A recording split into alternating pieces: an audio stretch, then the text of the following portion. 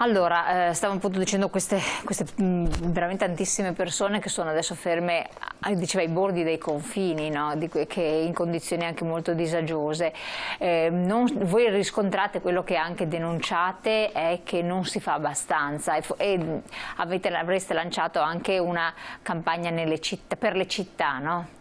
Sì, allora questa è l'agenzia Dire che appunto, vedendo anche loro passare insomma queste foto, c'è un bellissimo servizio di un fotografo che è stato appunto in quei campi in Bosnia, lungo la rotta balcanica, e hanno lanciato questa idea di che le città affiggano manifesti di queste foto, no? Facciano vedere, perché se non vediamo, se non ci rendiamo conto anche con gli occhi, no? Non crediamo a quello che diciamo. Un attimo solo, Rosanna, avete un attimo di pazienza, c'è una telefonata che è in attesa. Pronto? Pronto? Sì, salve, da dove chiama? Buonasera, buongiorno, sono da Padova. Buongiorno signora. Da Padova. Senti, state parlando di questi extracomunitari che vengono qua. C'era anche da noi da sottoscrivere contro il fascismo, contro il razzismo. Io non ho firmato un bel niente. Perché dovrei firmare? Scusi, perché? Ma siamo anche stanchi di vedere tutta questa gente. Dovete anche pensare, anche gli italiani, fra poco dobbiamo noi ad evadere dall'Italia. Dovete pensarci agli italiani prima e dopo è giusto aiutare, ma a casa loro ragazzi, qua non c'è posto, dovete anche farvi, non so, un'idea, non so. Va bene. Grazie signora, grazie della sua telefonata, grazie molte. Prego Rosanna Betella, avevo interrotto, o se vuole rispondere alla signora. Rispondo alla signora. Ecco, questo è, mi dispiace, mi piacerebbe avere tempo per parlare con una signora che pone questi problemi. Non ce n'è. In più proprio parlare anche a tu per tu, ed è quello che noi abbiamo sempre cercato di fare anche con le persone che venivano nelle nostre sedi o alle nostre assemblee, no? Adesso poi siamo in questa situazione in cui ci vediamo addirittura in videoconferenza, perché ci sono tanti stereotipi, tanti pregiudizi che veramente vanno smontati, perché non hanno senso, Faccio solo presente la figura dell'assistente familiare o badante. Sono quasi tutte donne straniere, di quelle nessuno si fa, come dire, sembra come che non esistano questo problema. Perché? Perché hanno di fatto, svolgono un lavoro che nessuno o quasi nessuno più dei nostri hanno fatto da un certo momento in poi. Perché poi molti di queste persone straniere vengono qua da noi per fare i lavori più umili, più anche precari, più quelli che noi facciamo di tutto perché non facciano i nostri figli. Assolutamente. O no? Perché vogliamo che i nostri figli si laureano, svolgano un lavoro qualificato, no?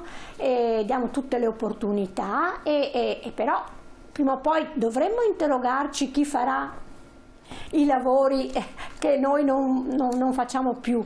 Assolutamente. Rosanna Betella, mi dispiace interrompere perché deve chiudere il discorso di prima, perché siamo in chiusura anche noi, ed era una cosa importante. C'è anche un messaggio che arriva, quello delle città, quindi monito per le amministrazioni cittadine. Un attimo solo, venite a vedere cosa succede qui al confine a Trieste e capirete quanti ne entrano, ma dove vanno, se anche qui non esiste lavoro o se c'è sottopagato.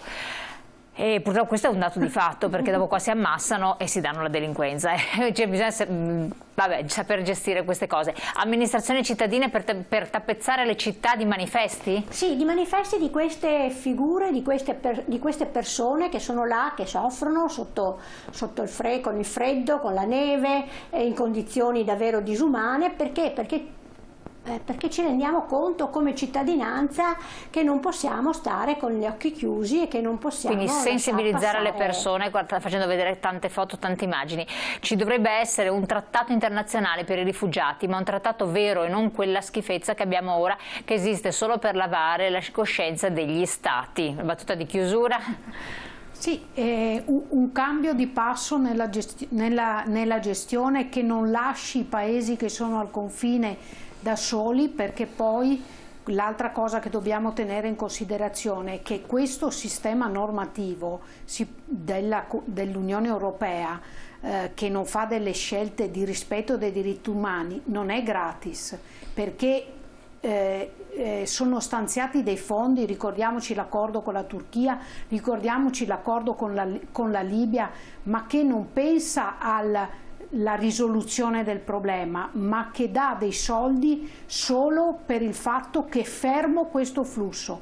Come lo fermo? Creando persone disgraziate, senza il rispetto dei diritti umani, creando delle situazioni dalle quali queste persone vogliono solo scappare perché vengono praticamente perseguitate.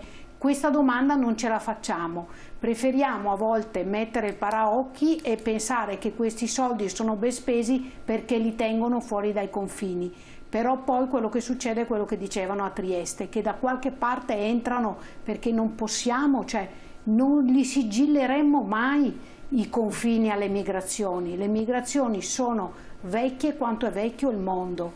Allora o noi impariamo a gestirle e al rispetto delle persone, dei diritti di queste persone che magari un domani andranno via e che molto spesso non vogliono fermarsi nel paese di arrivo, oppure noi continueremo a metterci paraocchi facendo finta che siccome li fermiamo lì con il filo spinato, con i muri dentro le tende, dentro le baracche senza mangiare, certo, allora la migrazione non esiste più.